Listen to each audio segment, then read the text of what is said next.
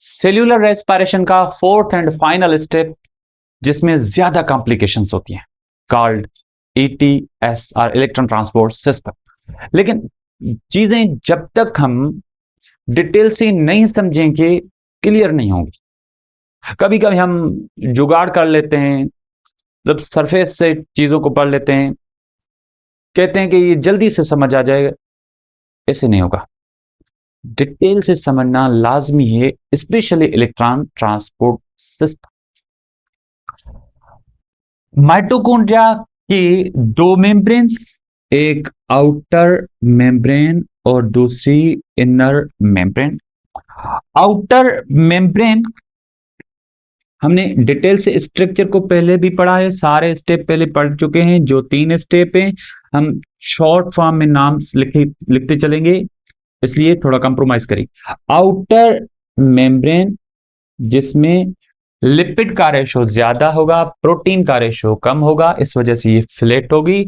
लेकिन inner membrane जिसमें protein का रेशो ज्यादा होगा और वो फोल्ड्स बनाएगी, उन फोल्ड्स का नाम होगा क्रिस्टी। ठीक। और दोनों मेम्ब्रेन के बीच यानी इनर मेम्ब्रेन, दोनों मेम्ब्रेन के बीच स्पेस होगी, उसका नाम है इंटर मेम्ब्रेन स्पेस। और इस क्रिस्टी में जो प्रोटीन रेशियो ज्यादा है, कौन सी प्रोटीन, इसमें कॉम्प्लेक्स के फॉर्म में प्रोटीन मौजूद है, मीन सीरीज फॉर्म में प्रोटीन मौजूद है।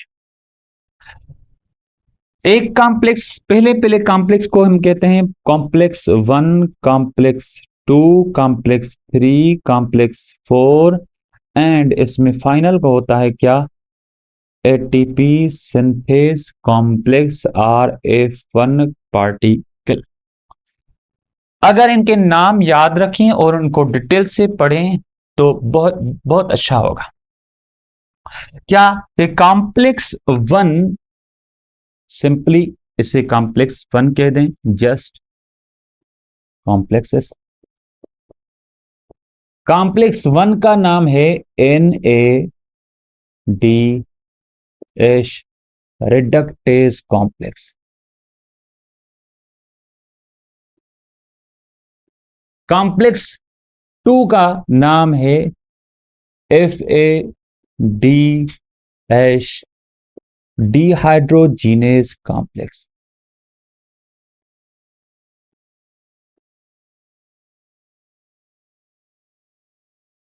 और कॉम्प्लेक्स 3 का नाम है cytochrome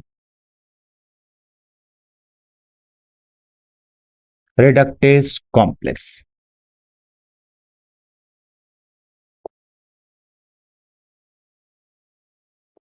and last one is fourth complex called as cytochrome oxidase complex।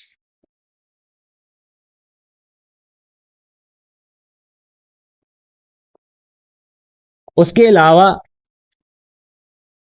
Christie में दो मोबाइल इलेक्ट्रॉन कैरियर्स होंगे। एक मोबाइल इलेक्ट्रॉन कैरियर का नाम है कोएंजाइम Q10, जो कॉम्प्लेक्स 1 और 2 के बाद होगा।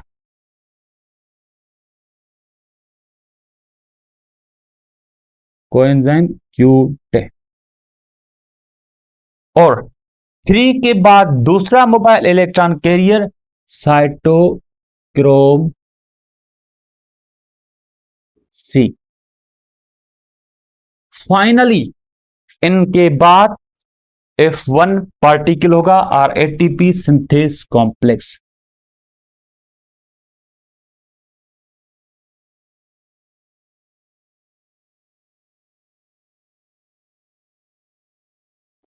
अगर हम बायोलॉजी पढ़ते हैं तो थोड़ा रट्टा तो मारना पड़ेगा। पहले आप ये रट ले, फिर आप स्ट्रक्चर की तरफ फोकस करें। अगर स्ट्रक्चर को देखें तो ये हो गई आउटर मेम्ब्रेन, माइटोकॉन्ड्रिया की आउटर मेम्ब्रेन, उसके बाद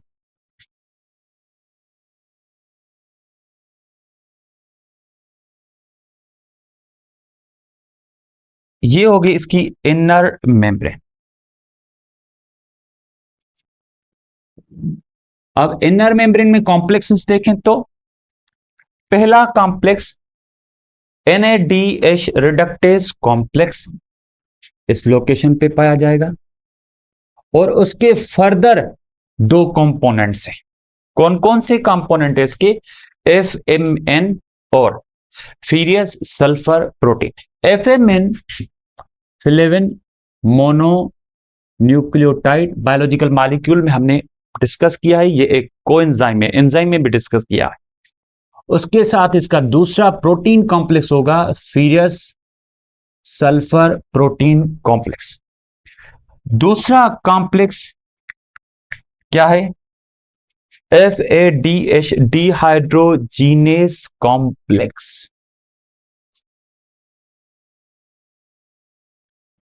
अब इन कॉम्प्लेक्सेस को नाम कैसे दें? जैसे हमने यहां लिखा है, पहला पहला नाम just complex 1, complex 2।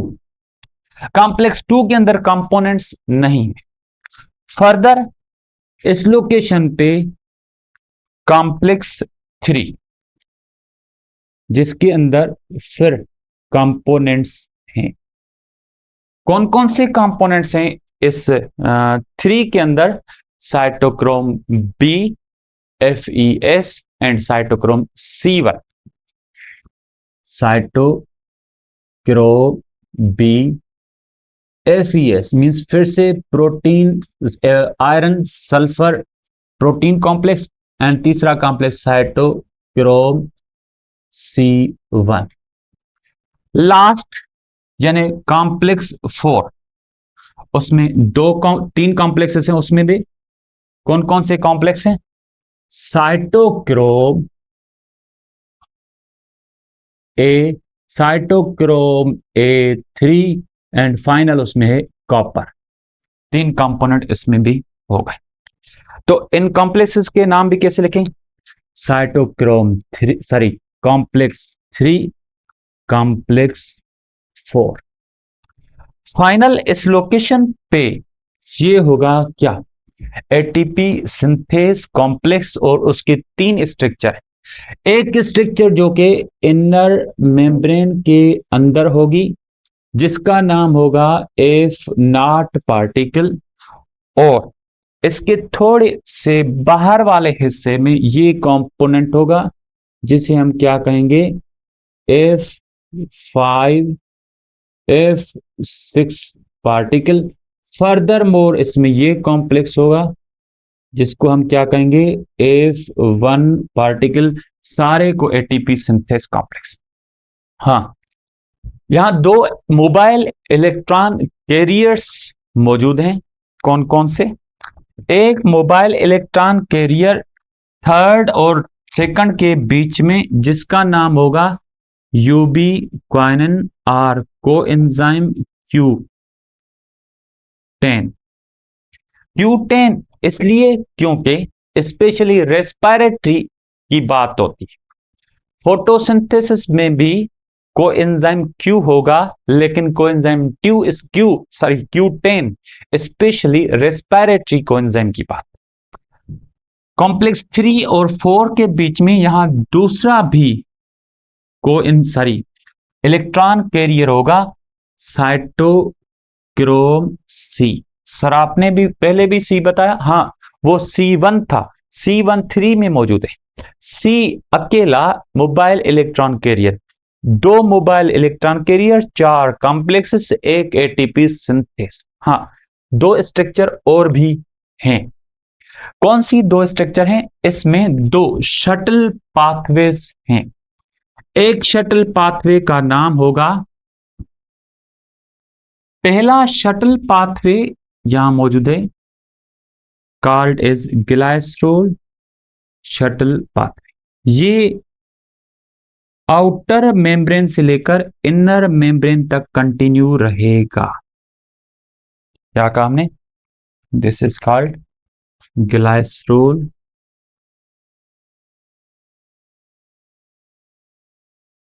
Phosphate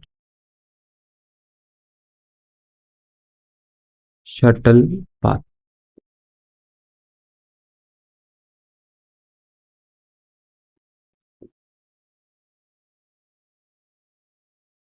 and दूसरा इसी के साथ pathway called is millet aspartate shuttle pathway. दोनों पाथवे देखें, दोनों प्रोटीन पाथवे आउटर मेम्ब्रेन से इनर मेम्ब्रेन तक कंटिन्यू रहेंगे। इसको क्या कह दिया हमने? मिलेट एस्पार्टेट शटल पाथवे और शटल सिस्टम। अगर आपकी स्ट्रक्चर यहां तक क्लियर है, मैकेनिज्म इजीएस्ट मैकेनिज्म कैसे हमने डिस्कस किया हुआ है कि यहां तीन मैकेनिज्म पहले होते हैं। कौन से mechanism? Glycolysis, intermediate reaction and तीसरा कौन सा भाई? तीसरा क्रेब्स साइकिल। ग्लाइकोलाइसिस का प्रोसेस साइटोप्लाज्म के अंदर होगा और एक ग्लाइकोलाइसिस के मॉलिक्यूल्स के ग्लूकोज के मॉलिक्यूल के ब्रेक होने से दो पायरुविक एसिड बनेंगे बीच में, यानी इनसे दो प्रोडक्ट जो मिलेंगे वो होंगे दो NADH2 के मॉलिक्यूल प्लस में 2 ATP मॉलिक्यूल। अब ये प्रोसेस किसमें? साइटोप्लाज्म ग्लाइकोलाइसिस का। तो cytoplasmic product NADH2 and ATP। लेकिन माइटोकॉन्ड्रिया के अंदर पायरुविक एसिड कन्वर्ट होगा किसके अंदर? एसिटाइल कोएंजाइम ए में, जिसके जरिए हमें प्रोडक्ट्स जो मिलेंगे कौन कौन से? दो NADH2 के मॉलिक्यूल्स। फिर से एसिटाइल कोएंजाइम ए कन्वर्ट होगा किसमें? सॉरी, एडिशन होगी इसकी ऑक्सिलो एसिटिक एसिड के साथ, क्रेब्स साइकिल कंटिन्यू करेगी और क्रेब्स साइकिल से एक टर्न में 3 NADH2 के मॉलिक्यूल, दो टर्न में 6 NADH2 के मॉलिक्यूल्स, यानी इसका क्रेब्स साइकिल में जाना।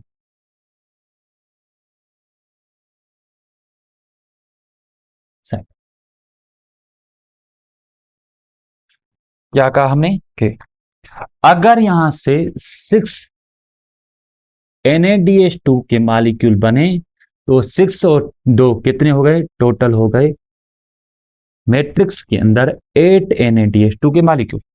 प्लस में यहां से क्या बनेगा? प्लस में यहां से जो प्रोडक्ट बनेगी वो होगी 2 molecule FADH2 and Krebs cycle से दूसरे दो मॉलिक्यूल बनते हैं कौन से? हमने प्रीवियस डिस्कस किया है क्रेब्स साइकिल में 2 ATP मॉलिक्यूल। एटीपी मॉलिक्यूल तो डायरेक्ट बने थे, उसको हमने कह दिया सबस्ट्रेट लेवल एटीपी फॉर्मेशन और फास्फोराइलेशन। फिर से याद रखिए कि हमने बताया क्या था कि फास्फोराइलेशन क्या होती है? Addition of phosphate to ADP and forming ATP is called phosphorylation। अगर एटीपी फॉर्मेशन ऑक्सीडेशन मैकेनिज्म के जरिए हो रही हो, कॉल्ड एज ऑक्सीडेटिव फास्फोराइलेशन। अगर फोटोसिंथेसिस में हो रही थी तो हमने क्या कहा, फोटोफास्फोराइलेशन।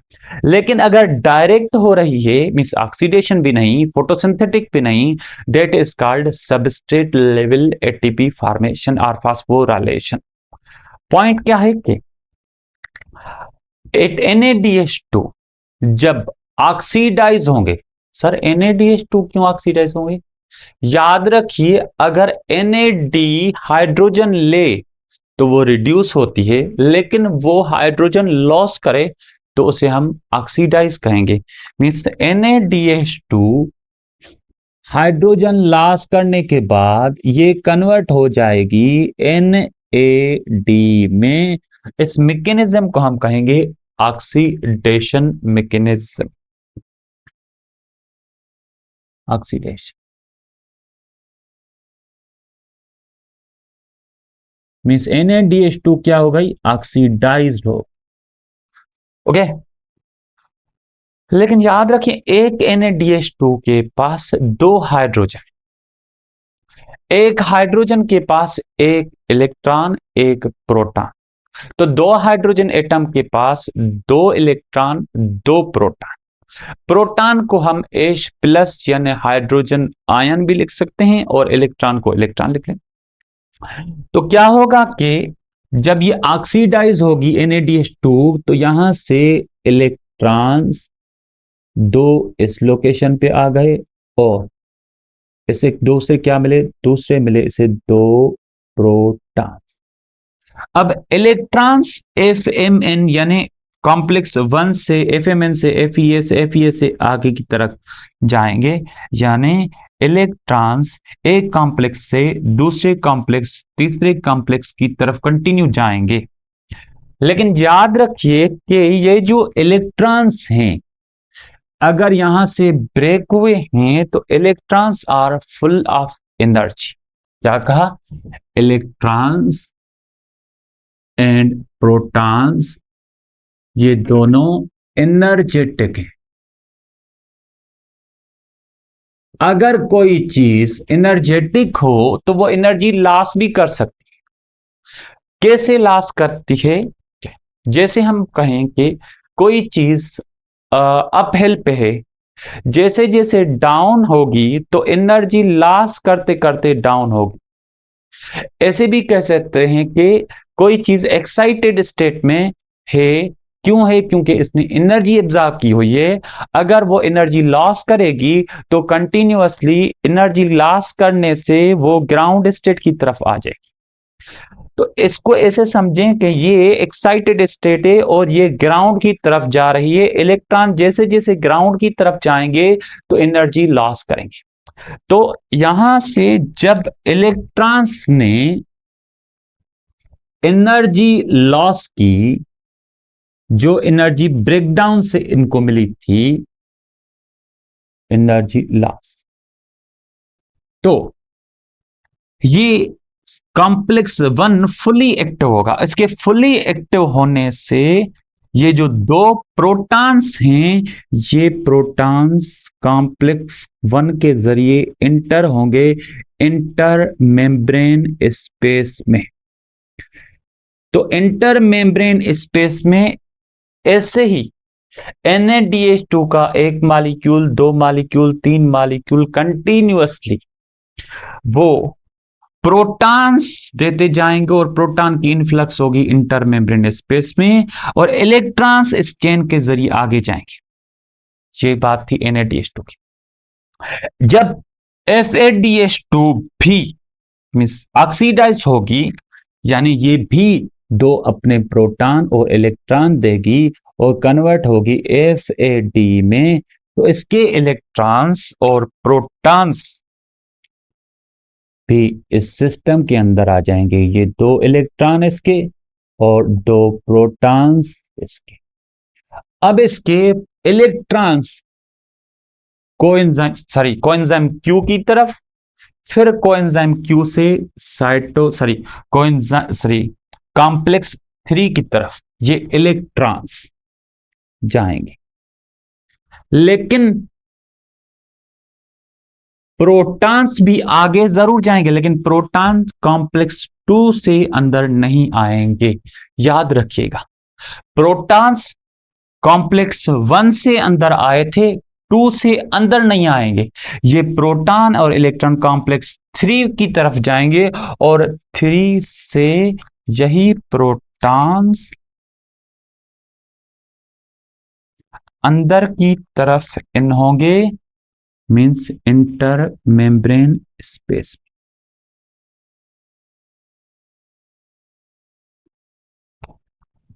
अब यही इलेक्ट्रॉन थोड़ा आगे की तरफ जाएंगे, दोनों के इलेक्ट्रॉन यानी NaDH2 के इलेक्ट्रॉन भी, FADH2 के इलेक्ट्रॉन भी, दोनों के इलेक्ट्रॉन किसकी तरफ जाएंगे? Cytochrome C. साइटोक्रोम सी से किसकी तरफ भाई? इलेक्ट्रॉन्स गए कॉम्प्लेक्स 4 की तरफ, साइटोक्रोम ऑक्सीडेज कॉम्प्लेक्स की तरफ। जब इलेक्ट्रॉन यहां पहुंच गए तो इस मैट्रिक्स से दूसरे प्रोटॉन भी अंदर की तरफ जाएंगे। क्या कहा हमने? प्रोटॉन्स 3 लोकेशन से मैट्रिक्स से इंटर मेम्ब्रेन स्पेस की तरफ जाएंगे। पहला कॉम्प्लेक्स, थर्ड कॉम्प्लेक्स और फोर्थ कॉम्प्लेक्स, इनको हम प्रोटॉन पंप भी कहेंगे। हाँ हाँ हाँ, थोड़ा पार्ट को समझिए। पंप किससे? के प्रोटॉन पंप। याद रखिए हमने क्या कहा? इलेक्ट्रॉन्स आर एनर्जेटिक, मींस एक तो इलेक्ट्रॉन पहले कॉम्प्लेक्स में प्रोटॉन पंप को एक्टिवेट करेंगे, जिसके जरिए यहां से प्रोटॉन इनफ्लक्स होंगे किसकी तरफ? सर इंटर मेम्ब्रेन की तरफ। दूसरा प्रोटॉन पंप किस लोकेशन पे एक्टिवेट होगा? कॉम्प्लेक्स 3 के। तब भी इनको एक्टिवेट कौन करेगा? इलेक्ट्रॉन्स, यानी इलेक्ट्रॉन की एनर्जी और भी थोड़ी कम होगी। एनर्जी वो इन प्रोटॉन पंप को एक्टिवेट करेगी और प्रोटॉन सेंटर होंगे इंटर मेम्ब्रेन स्पेस में। थर्ड स्टेप कहां? कि फिर से वही इलेक्ट्रॉन फाइनल अपनी एनर्जी लॉस करेंगे। एनर्जी लॉस करने से तीसरा पंप एक्टिवेट होगा। 3 पंप्स जब एक्टिवेट होंगे तो तीनों की प्रोटॉन सेंटर होंगे किसके अंदर? इंटर मेम्ब्रेन स्पेस के अंदर। ओके, अब फोर्थ कॉम्प्लेक्स साइटोक्रोम ऑक्सीडेज जिसको हमने पढ़ा, उसमें ये जो इलेक्ट्रॉन्स हैं, इलेक्ट्रॉन्स फाइनली कौन रिसीव करेगा? सर इलेक्ट्रॉन्स फाइनली रिसीव करेगी ऑक्सीजन। जैसे ही इलेक्ट्रॉन्स ऑक्सीजन रिसीव करेगी तो ऑक्सीजन बन जाएगी रिएक्टर। क्या बन जाएगी भाई? रिएक्टर। रिएक्टर कैसे? कि अब ऑक्सीजन फुल्ली एक्टिव है प्रोटॉन लेने के लिए, इसलिए कहेंगे रिएक्टिव या एक्टिव फॉर्म ऑफ ऑक्सीजन। अब देखो, प्रोटॉन की कंसंट्रेशन कंटिन्यूअसली इनफ्लक्स होती रही है किसके अंदर? इंटर मेम्ब्रेन के अंदर। अगर प्रोटॉन की कंसंट्रेशन कंटिन्यूअसली बढ़ती जाए तो प्रोटॉन्स पीएच को डाउन करेंगे। इट मींस दैट यहां पीएच का डिफरेंस हो गया किसके कंपैरिजन में? मैट्रिक्स की कंपैरिजन में। मैट्रिक्स की पीएच हाई होगी और इंटर मेम्ब्रेन स्पेस की पीएच डाउन होगी। दूसरा डिफरेंस क्या हो? ये प्रोटॉन्स जो इंटर मेम्ब्रेन के अंदर कंटिन्यूअसली अक्यूमुलेट हुए हैं, ये सारे प्रोटॉन्स मैंने पहले भी बताया क्या हैं? एनर्जेटिक। और ये एनर्जेटिक प्रोटॉन्स की ज्यादा अक्यूमुलेशन की वजह से ये एक्टिवेट करेंगे इस एटीपी सिंथेस कॉम्प्लेक्स को। एटीपी सिंथेस कॉम्प्लेक्स जब एक्टिवेट होगा, ये सारा ATP synthase complex, ATP synthase जब एक्टिवेट होगा तो याद रखिए क्या कहा हमने, ये प्रोटॉन्स हाई कंसंट्रेशन में है, पीएच को भी डाउन कर रहे हैं और इनकी एनर्जी भी ज्यादा है। तीन बातें याद रखिए। तो प्रोटॉन हायर कंसंट्रेशन से किसकी तरफ जाएंगे, लोअर कंसंट्रेशन की तरफ। जब भी कोई चीज हायर कंसंट्रेशन से लोअर कंसंट्रेशन की तरफ जाए उसमें एनर्जी की रिक्वायरमेंट नहीं होगी। तो up to this means up to this protons freely move करेंगे, पैसिव वे से मूव करेंगे।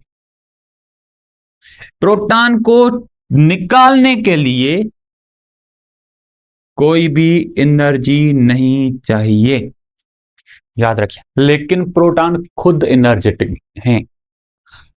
अगर प्रोटॉन खुद एनर्जेटिक हैं तो एनर्जी तो लॉस कर सकते हैं ना। जब वो प्रोटॉन्स खुद एनर्जेटिक एनर्जी लॉस करेंगे, ऐसे हमने एनर्जी की वेव बनाई, तो इस लोकेशन पे ये जो एनर्जी होगी वो एडीपी को मिला लेगी फास्फेट के साथ और बन जाएगी एटीपी। क्लियर? क्या कहा, प्रोटॉन पहले पैसिव यानी प्रोटॉन खुद जब निकलेंगे तो पैसिव वे से, लेकिन प्रोटॉन के पास एनर्जी है। जब वो एनर्जी लॉस करेंगे तो एडीपी को फास्फेट के साथ मिलाएंगे और बन जाएगी एटीपी। और इस लोकेशन को देखें तो यहां उसकी क्या हुई, ऑक्सीडेशन हुई थी। इस वजह से इस एटीपी के फॉर्मेशन को हम क्या कहेंगे, oxidative phosphorylation. Oxidative phospho okay शिव ना ना ओके ना शिव गाल घानिया। अब देखना यह है कि इन NADH2 का क्या काम है और एटीपी की अमाउंट कैसे मिलती है। अब याद रखिए कि एक मॉलिक्यूल NADH2 से हमें 3 एटीपी मॉलिक्यूल मिलेंगे। एटीपी क्या है, एक करेंसी है, लेकिन NADH2 क्या है, एक चेक है। तो चेक को पास करवाने से हमें क्या मिलती है, करेंसी। ओके, तो इस चेक में कितने एटीपी का अमाउंट लिखा है, 3 एटीपी का। याद रखिए कैसे, जब NADH2 ऑक्सीडाइज हुई थी उसके इलेक्ट्रॉन ने 3 लोकेशन पे प्रोटॉन की इन्फ्लक्स कराई थी। 3 लोकेशन पे, कॉम्प्लेक्स 1 पे proton influx into intermembrane space, complex 2 intermembrane जो कि मेम्ब्रेन में प्रोटॉन की इन्फ्लक्स, एंड कॉम्प्लेक्स 4 पे, कॉम्प्लेक्स 1 3 सॉरी 2 नहीं 3 और 4। हाँ ओके, इस वजह से NADH2 3 एटीपी के मॉलिक्यूल दे सकती है। लेकिन बात याद रखिए, FADH2 के इलेक्ट्रॉन 2 लोकेशन पे प्रोटॉन इन्फ्लक्स करा रहे हैं, एक 2 पे और 4 पे। इस वजह से FADH2 का एक मॉलिक्यूल 2 एटीपी मॉलिक्यूल दे सकेगा, 3 और 4।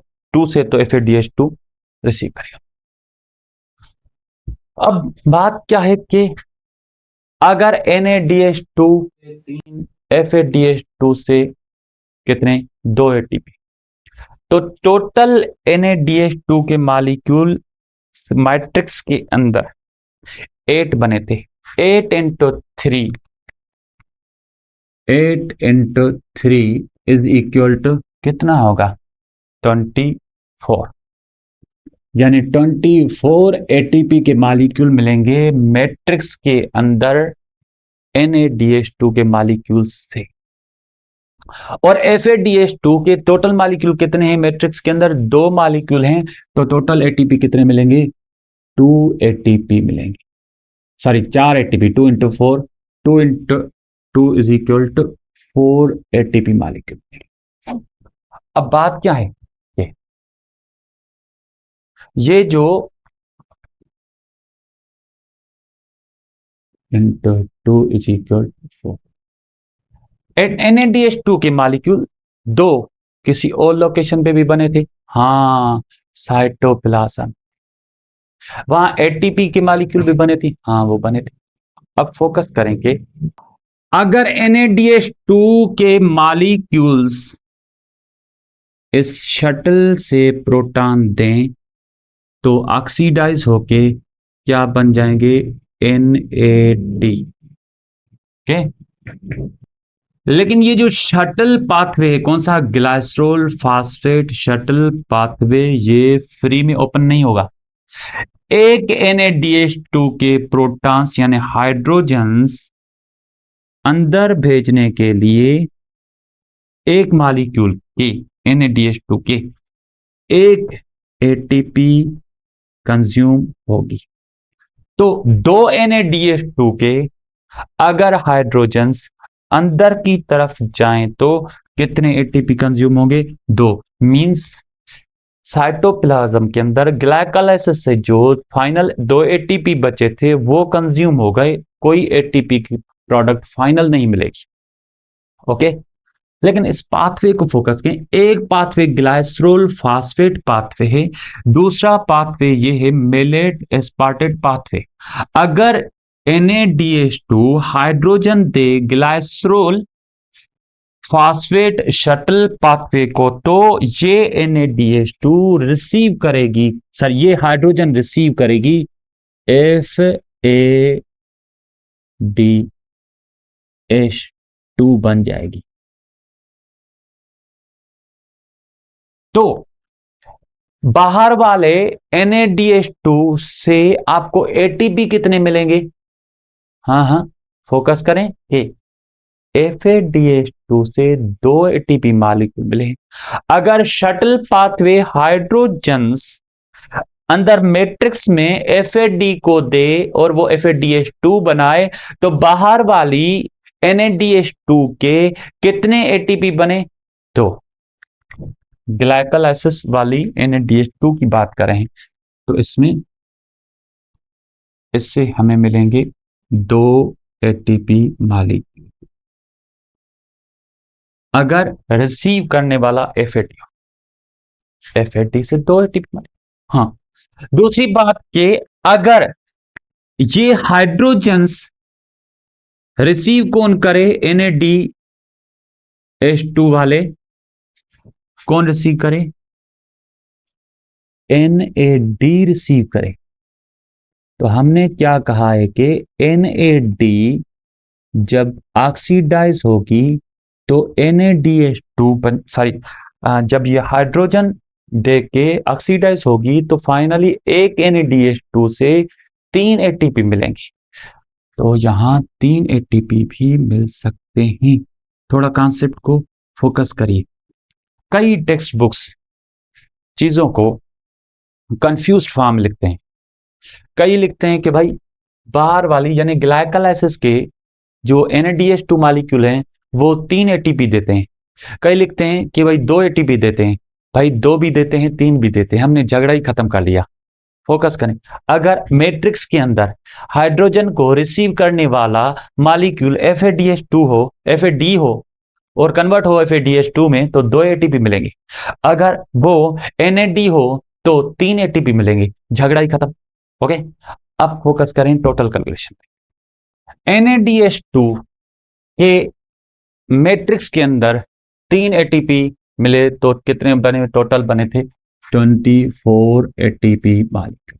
लेकिन ग्लाइकोलाइसिस की बात की जाए, हमने क्या कहा? अगर ग्लाइकोलाइसिस वाले NADH2 NAD को हाइड्रोजन दें तो तीन ATP मींस ये अगर 10 बन जाए तो हमें यहां 6 ATP दूसरे ऐड कर दें, 30 ATP मिल सकते हैं। ठीक है।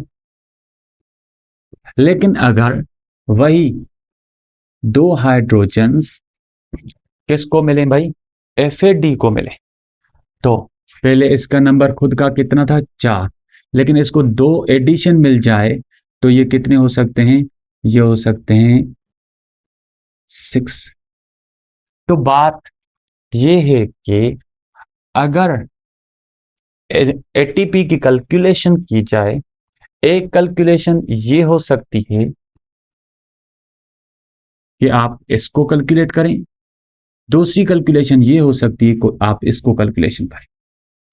सर क्या मतलब आप इसकी कैलकुलेशन, इस कैलकुलेशन को देखें, अगर मैट्रिक्स के NADH2 मॉलिक्यूल 8 एटीपी दें तो कितने एटीपी मॉलिक्यूल होंगे? 24। और उस टाइम अगर ग्लाइकोलाइसिस वाले NADH2 के हाइड्रोजन FAD ले तो दो वो मॉलिक्यूल्स हाइड्रोजन के, यानी एक FADH2 के दो ATP बनते हैं तो 4 ATP इसके, 4 ATP FADH2 से कब मिले? जब मैट्रिक्स वाले FADH2 काउंट करेंगे। और 4 ATP कौन से FADH2 से? जब FAD ने हाइड्रोजन रिसीव किए ग्लाइकोलाइसिस से, यानी हाइड्रोजन NAD भी रिसीव कर सकता है तो FAD भी। इसको पॉइंट को फोकस करें। तो अगर इस कैलकुलेशन को फोकस करें, इस कैलकुलेशन के अंदर NAD नहीं रिसीव कर रही है हाइड्रोजन को, सिर्फ FAD रिसीव कर रही है हाइड्रोजन को। तो FAD मैट्रिक्स वाली, FAD ग्लाइकोलाइसिस वाली, तो 4 इसके ATP, 4 इसके ATP, 24 ATP इसके बन गए। तो अब ये हो गए 8 और ये टोटल नंबर कितना हो गया? 32। लेकिन फोकस करें, अगर हाइड्रोजन किसने लिए हैं? अंदर मैट्रिक्स में ग्लाइकोलाइसिस वाले हाइड्रोजन रिसीव किए हैं NAD ने, तो एक NADH से कितने? 3। तो फाइनल NADH2 के मॉलिक्यूल कितने हो जाएंगे? 10। 10 कितने हैं? 10 इंटू 3 इज इक्वल टू 30। तो इस फॉर्म में कैलकुलेशन क्या होगी? 34 कैलकुलेशन। अब पॉइंट क्या है कि मैट्रिक्स के अंदर क्रेब साइकिल के दो एटीपी सबस्ट्रेट लेवल वाले भी तो थे ना। ये जो दो एटीपी सबस्ट्रेट वाले अगर काउंट करेंगे तो ये दोनों से ऐड हो सकते हैं। अगर 2 इससे ऐड करें या 2 इससे ऐड करेंगे आपको नंबर मिलेगा 36। अगर आप इसके साथ ऐड करेंगे तो आपको नंबर मिलेगा 34। तो ये क्या हो गया? ये फाइनल हमें एटीपी का नंबर मिल गया। अब इसे हम नेट कहें या टोटल एटीपी कहें, हाँ, थोड़ा हमें सारी साइकिल को रिपीट करना चाहिए। याद रखिए कि ग्लाइकोलाइसिस से सिर्फ 2 एटीपी नहीं मिले थे, एटीपी के मॉलिक्यूल 4 मिले थे, लेकिन 2 मॉलिक्यूल कंज्यूम हुए थे।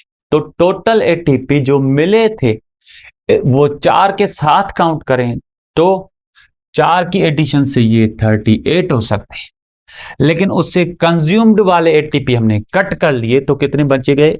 36। इसका नाम होगा नेट एटीपी, यानी टोटल एटीपी इस फॉर्म में हमें मिले थे टोटल 36 और इस फॉर्म में टोटल मिले थे 38।